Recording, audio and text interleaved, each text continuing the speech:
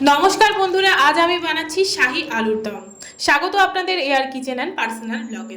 আলুগুলো আমি সেদ্ধ করে নিয়েছি।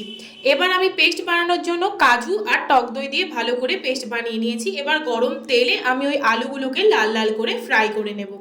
ওই তেলেই 5 ফোড়ন, আদা বাটা আর ওই বাটা মশলাটা দিয়ে ভালো করে মশলাটাকে আমি কষিয়ে নেব যতক্ষণ না তেল ছাড়ছে। তেল ছেড়ে গেলে ওর মধ্যে ধনে গুঁড়ো, জিরের গুঁড়ো দিয়ে ভালো করে মশলাটাকে কষিয়ে নেব।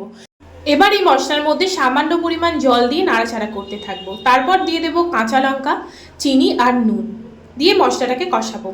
তারপরে মশলা কষানো হয়ে গেলে ওর মধ্যে 1 কাপ দুধ আর মটরশুঁটি দিয়ে আবার আমি মশলাটাকে কষাতে থাকবো ঢাকনা দিয়ে। তারপর আলু সেদ্ধর জন্য পরিমাণ মতো জল দিয়ে দেবেন। তারপর নামানোর আগে গরম মশলা আর কাসুরি মেথি দিয়ে গ্যাস অফ করে 1 চামচের মতো ঘি দিয়ে রেডি আপনার শাহী আলুর দম। গরম গরম পোলাওয়ের সাথে কিন্তু দারুণ লাগছিল। ধন্যবাদ বন্ধুরা।